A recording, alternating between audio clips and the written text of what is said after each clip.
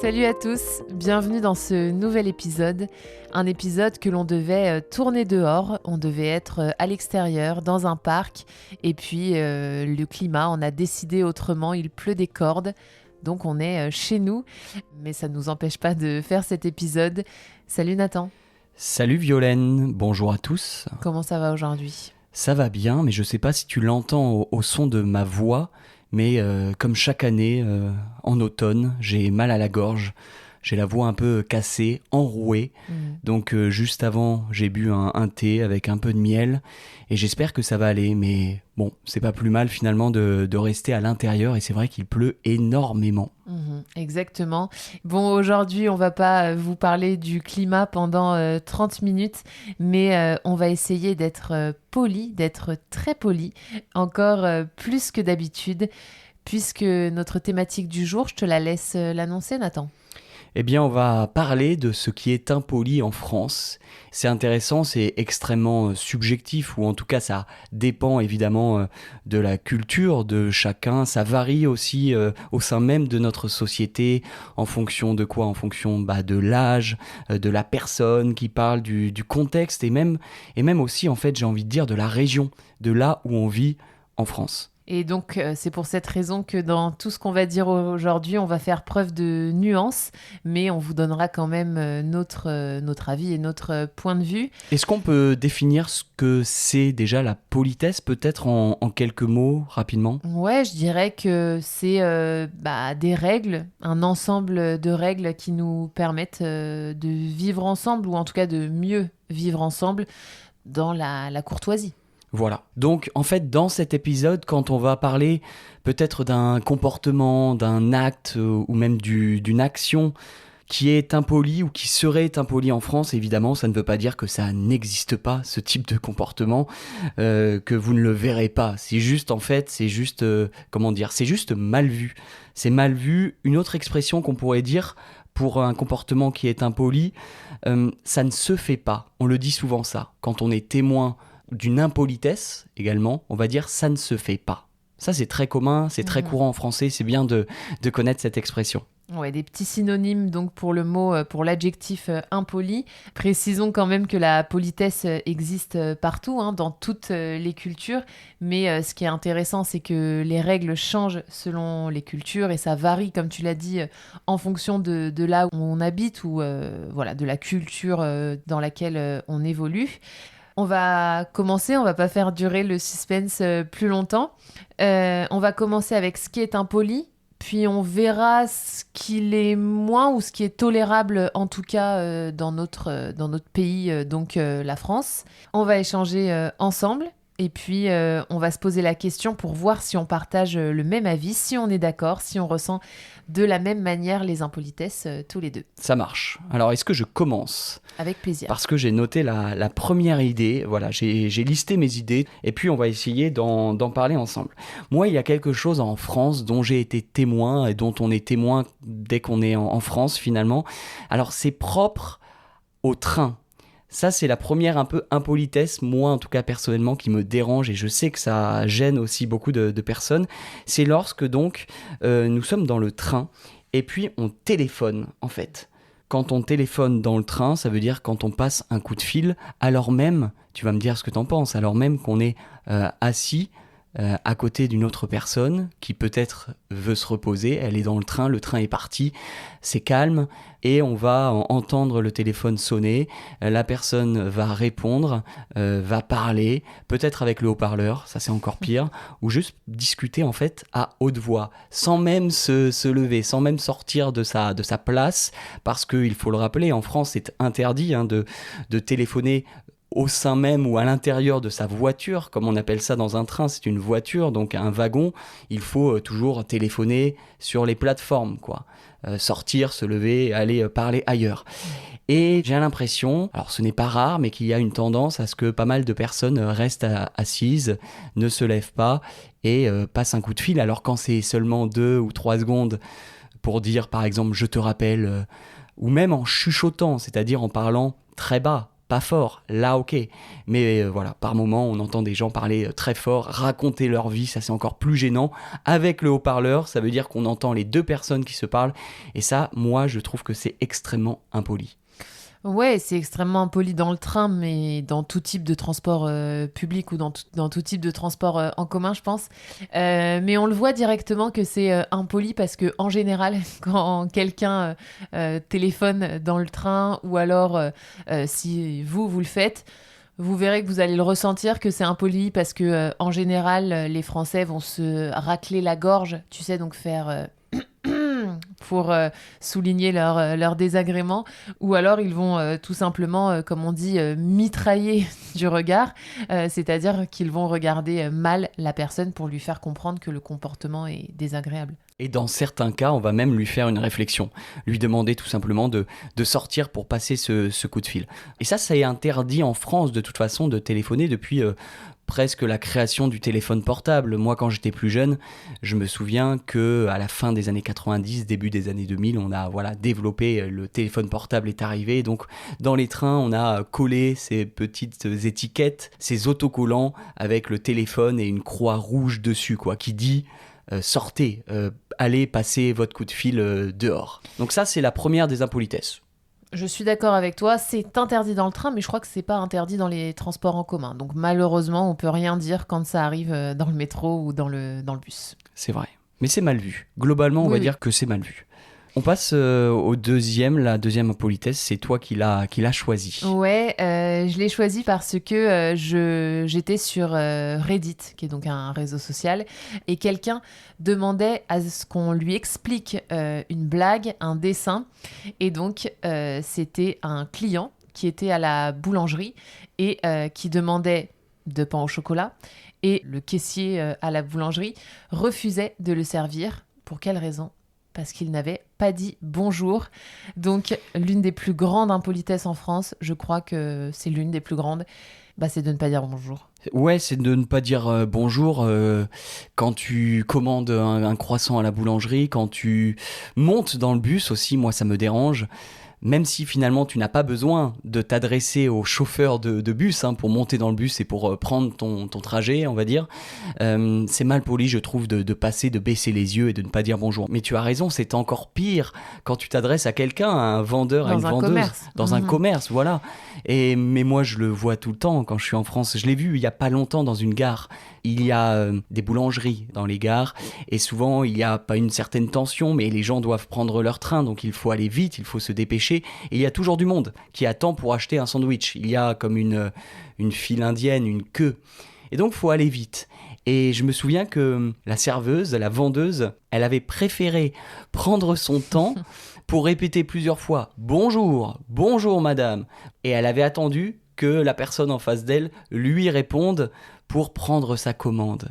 Et je la comprends, parce que ça, c'est encore pire que pour moi de téléphoner dans le train. Ouais. Ne pas dire bonjour quand on s'adresse à un vendeur. Parce que je crois que c'est une grande forme d'irrespect de ne pas dire bonjour. En tout cas, on l'interprète comme ça.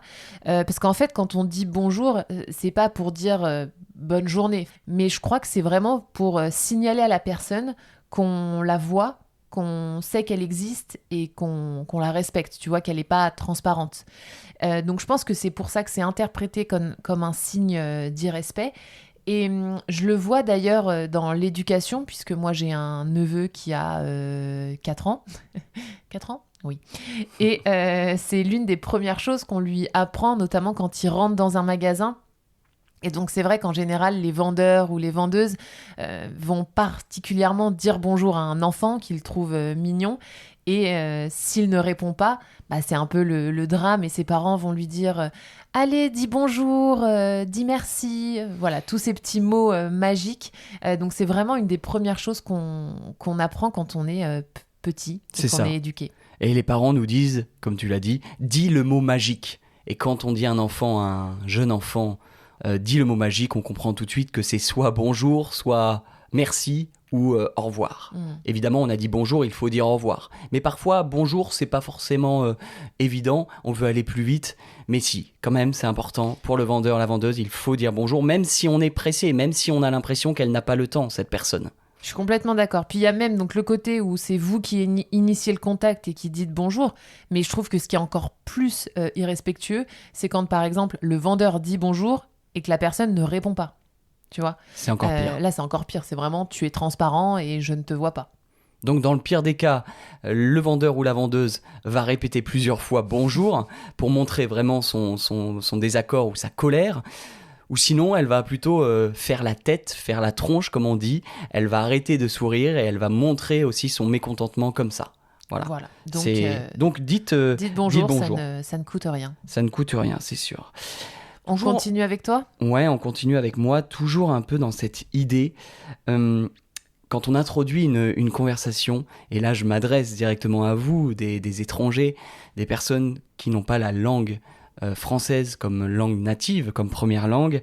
Et là encore, quand on est en France, il y a quelque chose qui me semble un petit peu impoli, c'est de ne pas faire l'effort, de ne pas essayer de parler français, du moins au début de la conversation, juste pour lancer, pour introduire votre phrase, vos premiers mots. Si vous commencez directement en disant même bonjour par exemple en anglais, ou dans une autre langue, mais souvent on prend la langue internationale qui est l'anglais, eh bien là encore les Français vont être dans la plupart des cas, la plupart du temps vexés et vont mal le prendre. Donc ça c'est vraiment important. Il y aura aussi finalement peut-être cette interprétation chez les personnes en face de vous d'un manque de respect, que c'est irrespectueux. Donc là encore, je pense que c'est important de parler français. En plus vous savez, les personnes qui nous écoutent, on sait que vous êtes capable de parler un minimum en français. Et comment expliquer ça ? Moi, je sais que je connais aussi bien l'Espagne et les Espagnols sont aussi fiers comme ça de leur langue et ils veulent que les personnes en face fassent l'effort justement de parler, de dire quelques mots en espagnol. Évidemment que nous, les Français, il y a une forme quand même de fierté de la langue. On a toujours défendu la langue française dans l'histoire aussi, en tout cas depuis 200 ou 300 ans, il y a toutes ces politiques publiques pour mettre en avant la langue française, on a l'Académie française, donc il y a quand même cette fierté, il faut le dire, Violaine, déjà la fierté, et puis peut-être que aussi, et ça on le sait, les Français galèrent un petit peu dans les autres langues. On parle mal anglais, on parle mal les autres langues, les langues étrangères. Donc pour nous, il y a cette barrière linguistique. On a peur finalement. Si quelqu'un commence à nous parler en anglais, on va mettre une barrière, on va prendre peur et on va préférer se protéger et parler français. Je suis assez d'accord, mais je trouve que cette question, elle est un peu particulière, elle est un peu difficile parce que évidemment, il faut faire l'effort de parler français au moins dans les premières minutes de la conversation. Ça, c'est ce que tu as dit, notamment le bonjour. Les premières secondes, voilà. Même. Ça peut aller du bonjour jusqu'au je suis peut-être américain, donc je vais essayer de parler français, mais si j'ai des difficultés, voilà, pardonnez-moi. Mais je trouve, et tu parles de l'Espagne et c'est hyper intéressant, j'ai vu hier, je crois, une carte du monde.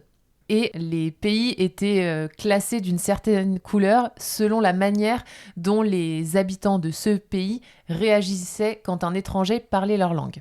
C'est clair ou pas, ce que je dis ? C'est clair. Et donc, notamment l'Espagne ou l'Italie, ce genre de pays du Sud, quand quelqu'un fait l'effort de parler leur langue, ils vont réagir en mode « Oh, mais t'es mon meilleur ami, je suis trop content que t'aies essayé. » Voilà, très positivement. Et c'est vrai qu'en France, nous, on le sait parce que des étudiants nous l'ont dit. Parfois, vous allez faire l'effort de parler français et en fait, on va un peu vous mépriser ou alors on va vous répondre en anglais. Donc, c'est plus rare, je pense, en France que dans d'autres pays, même dans lesquels on a vécu, comme je pense à la Roumanie. La Roumanie, si tu fais l'effort de parler roumain, on va directement te répondre en anglais, mais tout le monde, les jeunes et les moins jeunes, bon, surtout les plus jeunes, mais en France, globalement, on va essayer de te répondre en français. Les gens parlent moins bien anglais. Oui, mais il y a aussi quand même tout un domaine, notamment touristique, dans le milieu touristique, où on va répondre directement en anglais. Et donc, ça peut être un peu difficile pour les élèves de se positionner et de se dire, mais à quoi bon si c'est pour qu'on se moque de moi ou pour qu'on me réponde en anglais. Donc, évidemment, il faut essayer de parler français, mais je sais que ça peut être frustrant parce que parfois l'effort n'est pas récompensé. Est-ce que tu crois que les gens se moquent ou se moqueraient d'une personne qui tente, qui essaye de parler dans la langue du pays où il est ? Pas une moquerie, mais tu vois, je pense marquer une certaine impatience. Par exemple, une personne qui va chercher ses mots en plein milieu d'un restaurant ou en plein milieu d'un café. J'ai déjà vu des situations où ça s'impatientait et ça enchaînait sur l'anglais. C'est pour ça que je parlais vraiment des premiers mots, du premier mot, juste même un seul mot qui est nécessaire pour montrer qu'on s'intéresse aussi à la personne qui est en face de nous. Hein. Ça, c'est, je pense, important. On enchaîne, on a pas mal noté, on a pas mal de choses à dire. Jusqu'à où on va aller à ton tour. À mon tour, on reste sur le contexte des interactions et quelque chose qui va vous rappeler deux de nos épisodes, le tutoiement et le vouvoiement. Alors, on va revenir très rapidement dessus parce qu'on y a déjà consacré 2 épisodes. Mais c'est vrai que tutoyer dans un contexte formel, aujourd'hui en 2024, ça reste encore un peu mal vu, même si évidemment le tutoiement se développe et même si nos relations deviennent de plus en plus informelles, il faut encore vouvoyer certaines personnes. Je pense notamment quand vous êtes avec quelqu'un qui vous fournit un service à l'hôtel, au restaurant, au bar. On va vous voyez ces personnes. Une personne que vous ne connaissez absolument pas, le vouvoiement reste tout de même la norme, hein, ça c'est sûr. Le vouvoiement reste la norme, même si cet été, en Bretagne, quand je suis allée payer mon café, j'ai été donc tutoyée par le serveur alors que je le vouvoyais. Donc ne soyez pas surpris si vous êtes tutoyé, mais c'est vrai que nous, on vous recommandera toujours par sécurité et par prudence de commencer par un vouvoiement quand vous n'êtes pas sûr. Exactement, et ensuite de demander dans la foulée. On vous voit et si vous sentez une certaine proximité avec la personne à qui vous parlez, vous pouvez lui demander au bout d'un certain temps, de quelques minutes, bon, maintenant c'est bon, est-ce qu'on peut se tutoyer ? Est-ce qu'on peut se dire tu ? Ça, c'est une phrase très classique que nous-mêmes, on utilise évidemment parce qu'il y a plein de situations dans lesquelles on ne sait pas vraiment si on doit tutoyer ou vous voyez. Donc la norme, c'est de commencer par le vous. Exactement. On enchaîne et c'est à mon tour de parler. Et alors, sur ce point, je vais mettre un bémol et j'ai envie de te poser la question. Je ne suis pas vraiment sûr de moi. Est-ce que c'est impoli ou pas ? J'ai envie de te dire et d'aborder ce point de couper la parole, d'interrompre la personne en face de nous quand elle parle. Est-ce que c'est vu vraiment comme une impolitesse ? J'ai envie de dire, moi, et je vais te donner mon avis, c'est impoli et c'est même vu comme agressif si c'est trop souvent, si c'est trop intense. En fait, tout dépend le degré. Si on passe notre temps à couper la parole à une personne qui nous parle pour débattre, pour réagir à ce qu'il dit, là, ça peut être un peu mal vu et impoli. Mais si on le fait une fois, 2 fois, de temps en temps, quand la personne parle, est-ce que c'est vraiment impoli, selon toi ? Alors, évidemment, si c'est toutes les minutes ou toutes les 30 secondes quand la personne parle, ça peut être désagréable. Moi, la nuance que j'apporterais, c'est pour débattre, pour ajouter un argument, pour contrer un argument. Je trouve pas ça forcément impoli. C'est la nature d'un débat d'ailleurs. Mais voilà, au moins laisser la personne exposer son idée. Et d'ailleurs, souvent, on coupe la parole et on dit... et la personne nous dit non mais laisse-moi terminer, j'ai pas terminé de te dire mon idée et ça se trouve on est d'accord.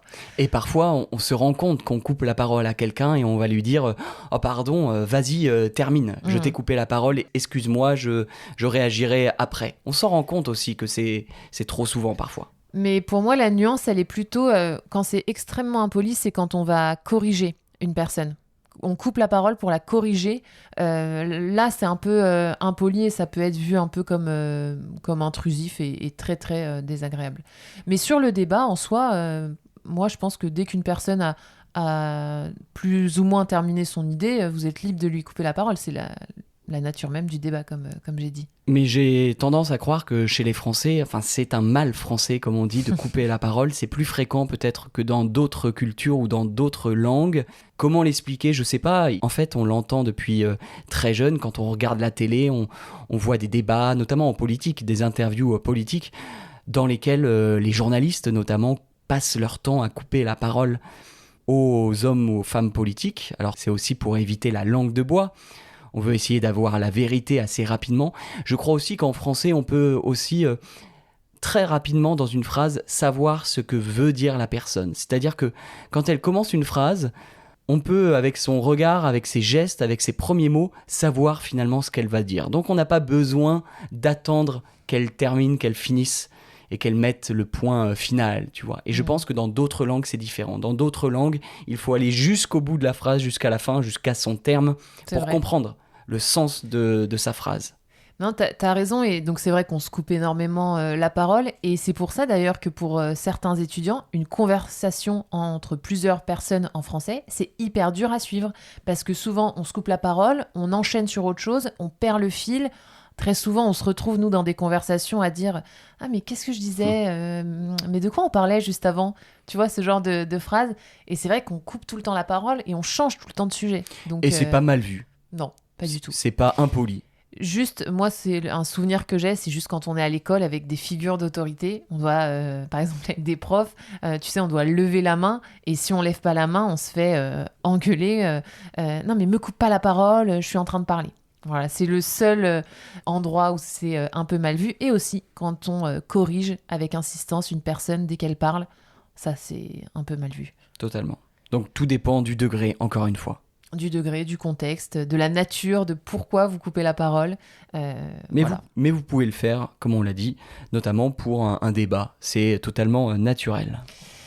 On reste sur la parole, sur comment on parle, avec un thème que j'aime beaucoup. Et nous, on connaît très bien l'Espagne et on sait que c'est un petit peu différent.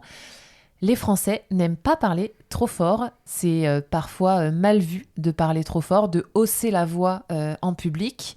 On va juger ça un peu comme vulgaire ou désagréable, hein, comme j'emploie cet adjectif souvent aujourd'hui. Mais au-delà de désagréable, voilà, un peu comme vulgaire, je dirais. Je sais pas si tu es d'accord. Ouais, est-ce que tu penses que c'est mal poli partout, dans tous les contextes de parler fort ?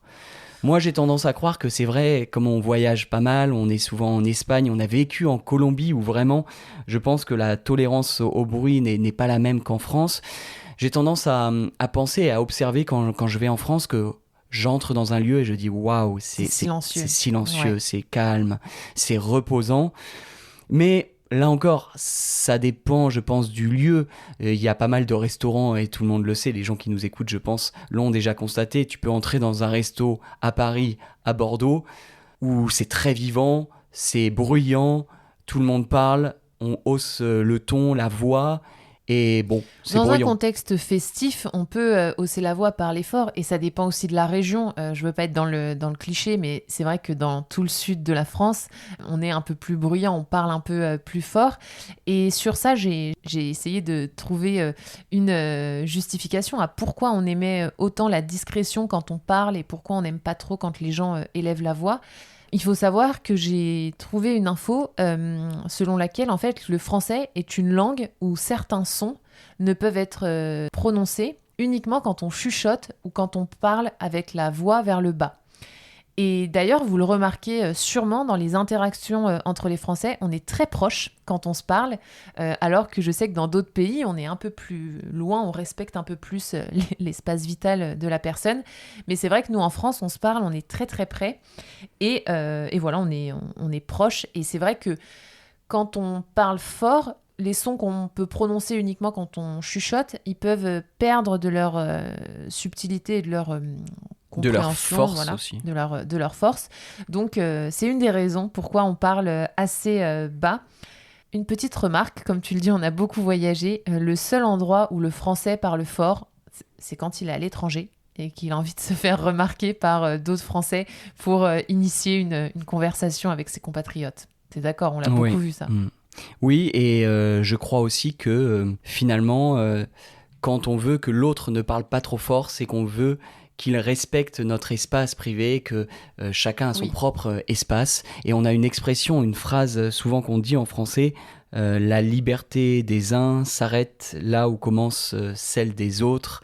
Et c'est souvent une phrase qu'on dit quand l'autre ou des gens dans d'autres tables pas très loin de nous parlent fort. Ça peut nous agacer et on sort très souvent cette expression française. Et ce que tu dis sur le fait que voilà, quand on parle bas, c'est qu'on veut respecter notre espace et ce qu'on se dit, en fait, la confidentialité de ce qu'on se dit, ça va dans le sens du fait que le français est une langue hyper intime parce qu'on parle plus bas, mais aussi, vous le savez sûrement, on a plein de mots et plein de manières différentes d'exprimer nos sentiments et ce qu'on ressent. Donc voilà, le français est une langue très intime. Je passe à l'impolitesse suivante et pour moi, là encore, c'est un sujet sur lequel je réfléchis en permanence, c'est-à-dire que là, je me demande même si c'est vraiment impoli ou non, si c'est poli ou pas, de refuser de serrer la main. Quand on rencontre quelqu'un, en fait, juste pour le saluer, on serre la main historiquement en France. On a toujours fait ça, en tout cas depuis plusieurs siècles, et surtout, je pense, depuis la Révolution française. Quand on serre la main, en fait, en France, c'est cette idée de dire bonjour, et en fait, il y a cette idée d'égalité. On salue quelqu'un, et en fait, on tend la main de chaque côté, et il y a cette idée, ce concept d'égalité républicaine, on peut dire, né avec la République. On est égal à égal, on est au même niveau quand on serre la main à une personne. Et sur ça, c'est vrai que ça a évolué. Avant, c'était pas le cas. Au Moyen-Âge, pendant la monarchie en France, on serrait pas la main. On faisait la révérence, on baisait la main, peut-être, mais il y avait plus cette idée de verticalité, de domination presque, de l'un sur l'autre. Mais aujourd'hui, c'est vraiment un réflexe. On serre la main à tout le monde, on serre la main à un ami, on peut même lui faire la bise, mais on lui serre la main, on serre la main à une personne qu'on rencontre pour la première fois, si on a un rendez-vous à la maison, si on a l'électricien qui vient, un plombier. Donc je crois encore aujourd'hui que c'est une impolitesse si vous arrivez devant la personne et que vous lui dites non, j'ai pas envie.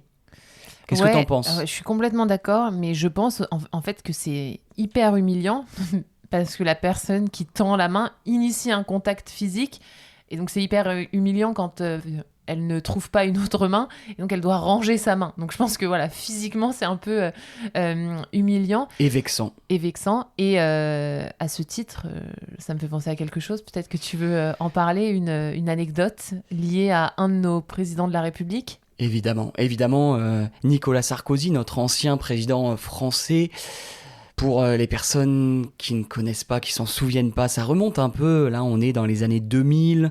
De 2007 à 2012. Ouais, 2007 à 2012, il est resté 5 ans, juste avant notre cher François Hollande, dont on parle souvent. Nicolas Sarkozy, on en a peu parlé, je crois, mais c'est vrai que l'une de ses phrases marquantes, l'un des faits marquants de son quinquennat, de son mandat, c'est lorsque l'un de ses administrés, un habitant, un Français, a refusé de lui serrer la main. Nicolas Sarkozy, comme tout président, lorsqu'il voit la foule, lorsqu'il va à la rencontre des Français, il tend la main, il serre les mains. Et cette fois-ci, il a tendu sa main et la personne en face de lui a refusé, lui a repoussé la main.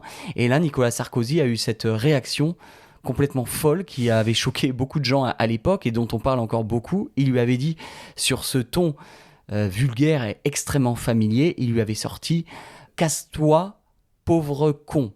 Donc casse-toi, pour vous expliquer, ça veut dire pars, va-t'en, ne reste pas là. Évidemment, c'est plus vulgaire ou en tout cas familier. Casse-toi, c'est quand on est énervé. Et pauvre con, vous pouvez l'imaginer, excusez-moi pour la vulgarité, mais ça veut dire en gros pauvre idiot. Ou idiot, mais c'est encore plus violent, c'est pour rabaisser une personne. Parfois, on met le mot pauvre devant. Et avec la prononciation, il n'avait pas dit pauvre con, il avait dit pauvre con. Ça, c'est quand on parle vite. Donc, casse-toi, pauvre con, c'est une phrase qu'on sort beaucoup. C'était il y a combien de temps ? C'était il y a plus de 15 ans, ça remonte.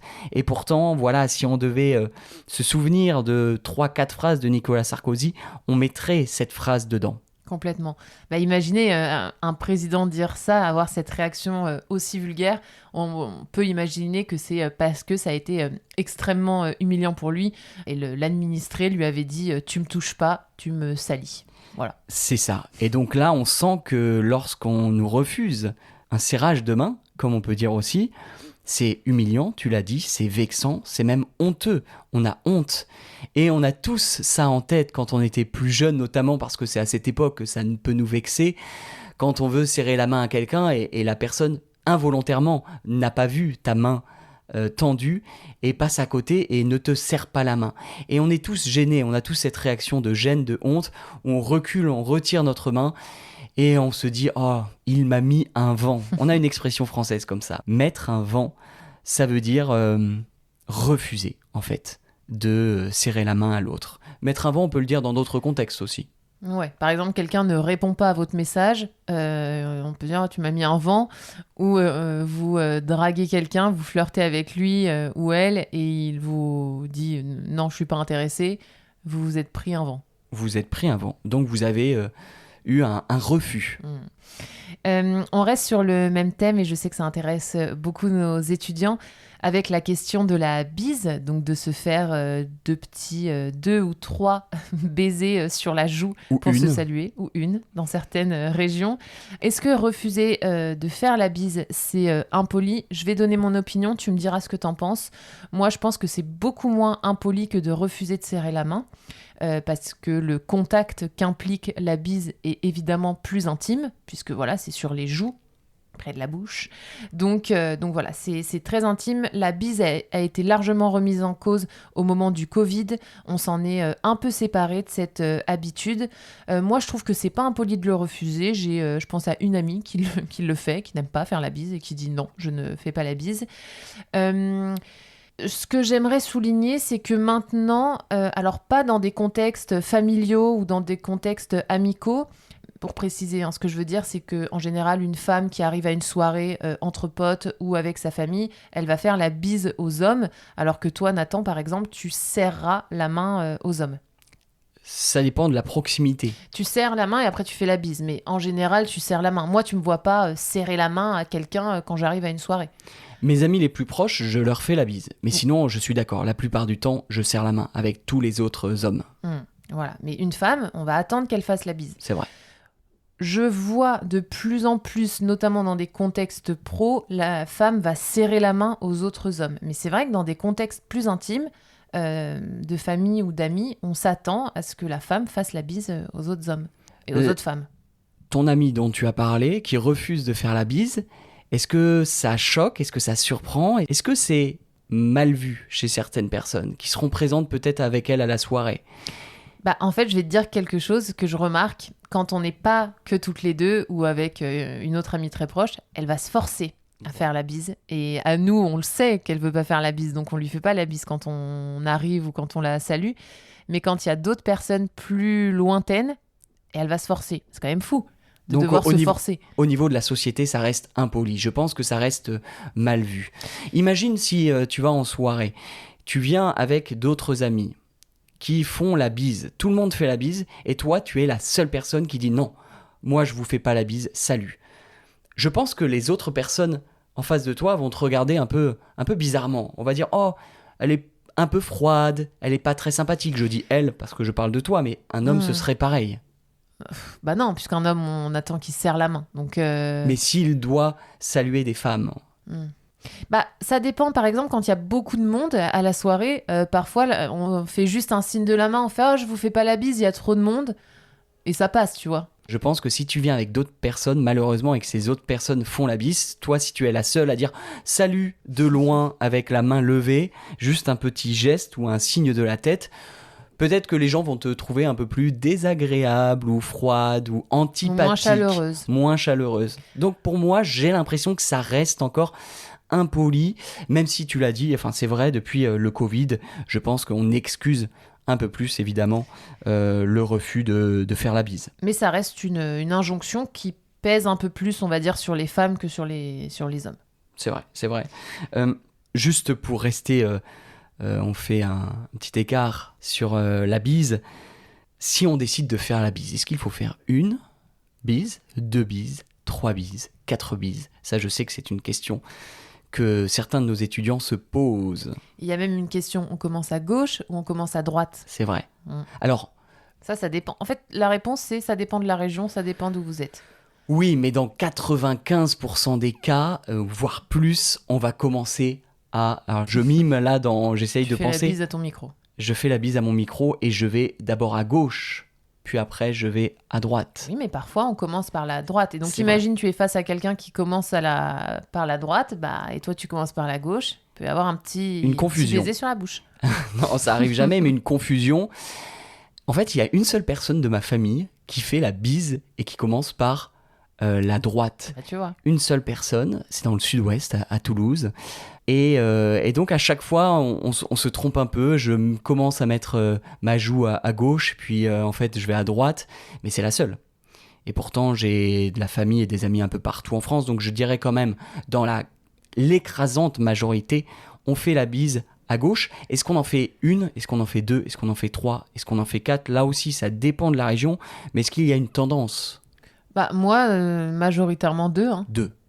Mais après c'est aussi un petit jeu quand vous vous trouvez face à quelqu'un qui dit chez moi c'est 3, chez moi c'est 4.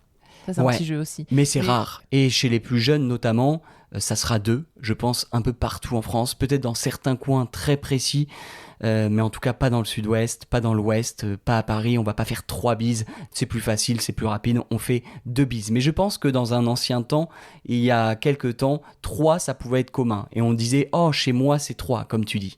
Chez moi, c'est 4. Non, ça n'existe pas, je pense pas. 4, c'est trop. Mais bon, voilà, peut-être cette petite 4, concurrence. Ça existe, je crois. Concurrence entre 2 et 3. Ouais. Mais encore une fois, la plupart du temps, vraiment, c'est 2. Faites 2 bises. Bon, mais il y a pas si longtemps, rappelle-toi, on a vu des amis du sud de la France et d'Avignon, pour être précis. Et ils nous ont tous dit chez nous, c'est 3. Ah, c'est drôle. Mais mieux vaut commencer par 2. Oui. Et ensuite, la personne dit en face de vous, vous dit non, moi c'est 3. Et comme ça, tu fais une 3e bise. Parce que si tu veux en faire 3, là, justement, tu peux te prendre un vent. Et là, ça marche bien. Si tu fais la 3e bise et que l'autre est déjà parti ailleurs, là, tu vas rester comme ça. Et on va dire, je me suis pris un vent. Et ça me fait penser, alors vous voyez, le thème des salutations est très, très particulier en France. Ça me fait penser juste une petite parenthèse, on ne fait pas de câlin en France quand on salue quelqu'un, et je sais que dans certains pays c'est très habituel. Nous, pas du tout, ça nous gêne terriblement. C'est bizarre. Ça va nous mettre mal à l'aise, même. Comme quoi, hein. Parce que faire la bise, finalement, il y a une plus grande proximité. Voilà, c'est hyper intime aussi. Mais physique, notamment avec la bouche. Mais non, nous, on ne fait pas de grands câlins, sauf si on est, encore une fois, très proche de la personne avec des amis. Si on veut être réconforté, on va faire un câlin, mais pas pour se saluer, pas pour se dire bonjour. Ou alors si on n'a pas vu quelqu'un depuis très longtemps et qu'on est un peu tactile, on peut se faire un petit câlin. C'est à moi ? C'est à moi, je crois, non ? Vas-y. Oui, c'est moi qui ai parlé de la bise. Ouais. Alors, autre point important, là encore, il faut mettre de la nuance et ça va dépendre du contexte, mais j'ai envie d'aborder un point qui est celui-ci.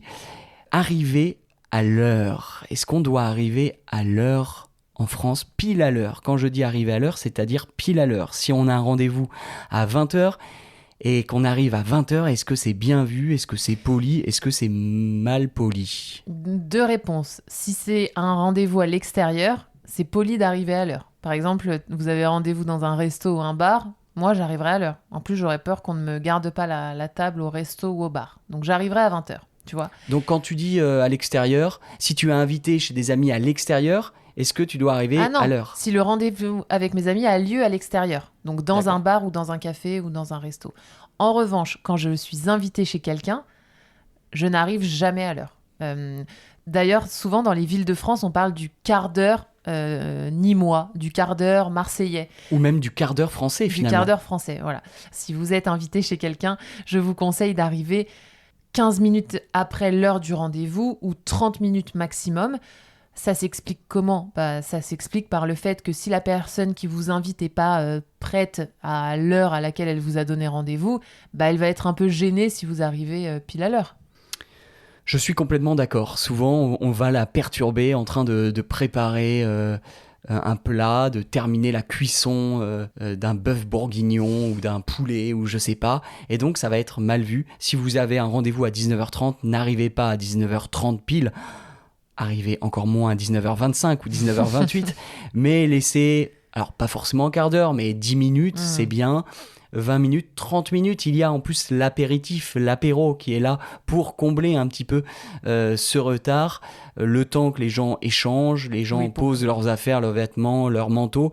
Et ensuite, on passera à table au bout de 45 minutes ou 1 heure. Donc, laissez-vous 30 minutes, mais pas plus, pas au-delà. C'est ce que j'allais dire. Arriver au-delà de 30 minutes, je trouve que c'est pas forcément très cool. C'est ça.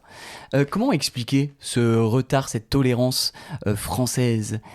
Pourquoi on dit qu'il ne faut pas arriver pile à l'heure, qu'il faut être en retard, qu'il ne faut pas être ponctuel ? Je crois que moi, je vais te donner mon interprétation. Je ne sais pas si c'est... Parce que moi, normalement, j'ai réponse à tout, mais là, j'ai pas d'idée. Moi, j'ai l'impression que, en fait, d'arriver à l'heure, ça fait pas cool. Quelqu'un qui va arriver pile à l'heure, ça fait pas cool. On va avoir l'impression qu'il attendait ce rendez-vous, ce dîner pendant toute la journée, qu'il était prêt depuis longtemps, qu'il a attendu pile le moment pour arriver. Est-ce que tu comprends mon interprétation ? Ouais, je suis assez d'accord. C'est tiré par les cheveux ou ça va ? Non, je suis assez d'accord. Mais bon, après, c'est vrai que ça me fait de la peine si on dit que quelqu'un n'est pas cool parce qu'il a fait l'effort d'arriver pile à l'heure, pardon. Mais je crois que t'as raison. C'est un peu la bonne interprétation. Parfois, quand on fixe un rendez-vous, par exemple, à 20h, on va avoir quelqu'un qui peut nous envoyer un texto, un message sur WhatsApp à 19h55 et nous dire « Oh, j'arrive !» J'arrive. Panique. Oui, alors on va se dire peut-être qu'il arrive à l'heure, mais en fait, très souvent, j'arrive, ça veut dire j'arrive dans 20 minutes. J'arrive dans une demi-heure. Ouais, j'arrive, c'est je pars de chez moi, en général. Je pars de chez moi. Et même si on précise j'arrive dans 2 minutes, la personne n'arrivera pas dans 2 minutes. Quand même, la ponctualité, tu l'as dit, hein, c'est important si on a un rendez-vous au resto, mais aussi un rendez-vous évidemment professionnel, un rendez-vous médical. Là, il faut arriver, c'est logique, pile à l'heure chez le médecin, chez le dentiste, ou voire avec 2-3 minutes d'avance. Moi, par exemple, je suis toujours très ponctuel quand je vais chez le médecin, même si c'est rare, ou quand je vais à un rendez-vous pro. C'est très rare d'arriver en retard. Par contre, comme tu l'as dit, à un déjeuner, à un dîner, voilà, c'est une demi-heure facile de retard, pas au-delà, parce que là, par contre, si tu arrives avec 1 heure de retard, c'est extrêmement mal poli. On a l'impression, là, qu'on ne te respecte pas ou qu'on respecte pas la personne qui a organisé la soirée. Je vois que le temps file, mais j'ai envie de souligner le fait que quand on est invité chez quelqu'un et qu'on ne ramène rien, c'est impoli. Ah oui, c'est vrai. Par exemple, alors il y a 2 situations. Par exemple, la personne ne vous dit rien et vous n'avez pas posé la question sur est-ce qu'il faut ramener quelque chose. Ramenez quelque chose. En revanche, si la personne vous dit, vous avez posé la question et elle vous dit non, ramène rien, en général, on va respecter la décision de l'hôte, mais on peut peut-être ramener un bouquet de fleurs ou quelque chose pour l'appartement, tu vois. Ouais, un bouquet de fleurs, ça c'est commun, une bouteille de vin. Même si on nous dit ne ramener rien, peut-être une bouteille de vin, c'est assez fréquent, c'est toujours le cas, ça fait bien. En fait, c'est un cadeau facile. Quand on n'a pas envie de se creuser la tête, comme on dit, de trop réfléchir, on va passer chez le caviste, on va acheter une bonne bouteille de vin rouge ou de vin blanc. Quoi d'autre ? Qu'est-ce qu'on pourrait ramener ou faire aussi ? Un gâteau ? Un gâteau, des petits chocolats. De cuisiner aussi, ça passe bien. Ça peut aider. Et parfois, on se répartit aussi. L'hôte va dire « Ah, moi, je fais le plat. Quelqu'un peut amener le dessert et quelqu'un peut amener l'apéro ou les boissons. » Mais c'est vrai que venir les mains vides, comme on dit, c'est-à-dire venir avec rien du tout, eh bien, certainement que les autres invités présents vont te regarder et vont dire « Oh, il a rien ramené. » Et c'est mal vu, c'est très impoli. Ouais, c'est un peu un radin. Un radin, ouais. On dit ça parce que je crois que dans d'autres cultures, par exemple, c'est possible de répartir les frais. Combien on a payé, eh bien on va le diviser et à la fin peut-être du repas, on va dire toi tu me dois cette somme, toi tu me dois ça. Ça peut arriver dans d'autres pays. Oui, je sais que ça arrive dans d'autres nous pays. En France, c'est vraiment bizarre. Inimaginable et ça fait radin comme tu dis. Donc ça fait radin. Si l'hôte demande à partager la note et vous, si vous amenez rien, aussi ça fait radin. Pour conclure, pour terminer cet épisode, j'aimerais qu'on s'arrête et on reste toujours finalement à table. Toujours, on adore ça. On va continuer à manger. Et là, cette fois-ci, on est à la fin du repas. On est à la fin de la soirée. Pas forcément, en fait. Je dis à la fin du repas, mais non, ça peut être juste à la fin du plat. À la fin d'une étape. À la fin d'une étape, notamment quand on partage les plats qui sont en face de nous. Et c'est le cas notamment à l'apéro. Hein, quand on a des plats sur la table basse, des petites assiettes. Tomates cerises, des bouts de fromage. des chips, des bouts de fromage, du foie gras, des toasts de foie gras. Et oui, ça arrive souvent, notamment avec les fêtes qui arrivent. Eh bien, quelque chose qui ne se fait pas, qui est mal vu, qui est impoli, à mon avis, c'est de manger la dernière part. La dernière part, quand il reste un seul morceau, une seule part de, comme on a dit, un toast de foie gras, eh bien on va le laisser, il faut le laisser sur la table pour que les autres peut-être puissent en profiter, tout simplement. Mais bon, par exemple, si on ne veut pas gaspiller ce toast, si on reste sur l'exemple du toast, moi je pense que ce qui est poli, c'est de pas demander quelqu'un le veut ou je le prends. Mais pourtant c'est commun ça. Ouais, c'est commun, mais c'est plutôt d'attendre que l'hôte dise quelqu'un le veut. Oui. Tu vois ? Mais si on est au restaurant, il n'y a pas d'hôte, par exemple, oui. et on partage un plat de tapas, tiens. Eh bien là, quand même, la logique serait d'attendre que quelqu'un peut-être propose à l'autre de le manger, ou tu peux aussi toi demander directement, bon voilà, est-ce que quelqu'un en veut ? C'est surtout cette phrase qu'on va dire, quelqu'un en veut, quelqu'un veut prendre la dernière part, et souvent les autres vont dire non, vas-y. Et souvent, on se bat, on partage la dernière part, tu sais, en coupant deux. Enfin, c'est beaucoup de politesse. Mais je pense qu'en fait, ça symbolise l'idée de la politesse. C'est que nous, depuis qu'on est petits, on est éduqués à pas prendre trop de place ou en tout cas à pas faire passer nos besoins avant ceux des autres. Et ça se reflète particulièrement dans cette pratique. Et aussi, on veut pas se faire remarquer, parce que si on prend la dernière part, on se fait un peu remarquer. Et donc, là, c'est mal vu et on pourrait être traité, considéré comme un être égoïste. Et c'est vrai qu'on apprend toujours, quand on est petit, à partager, tu sais. Mais partage tes jouets, partage ça. Donc voilà, ça laisse des traces, notamment à table. Nathan, on a encore toute une partie à faire, mais je crois qu'on a enregistré beaucoup. Je te propose qu'on fasse la deuxième partie pour un prochain épisode. On abordera tout ce qui peut paraître impoli pour des étrangers, mais qui en fait est acceptable pour nous, Français. C'est ça, on fera un peu le contraire, on va vous dire ce qui est toléré, ce que nous, on accepte chez nous, et t'as raison, on va le faire dans un deuxième épisode, parce que sinon, là, on parlerait pendant 2 heures. Voilà, à chaque fois qu'on parle de la société française, on peut parler pendant des heures. On espère sincèrement que cet épisode vous a plu, que vous avez passé un bon moment avec nous, et surtout qu'il vous aidera dans vos futures interactions avec nos chers compatriotes. Moi, je vous dis à très bientôt. Vous connaissez déjà le thème du prochain épisode. Nathan, merci. Merci à toi. Merci pour ta participation et pour ta politesse tout au long de cet épisode. À la prochaine. Ciao.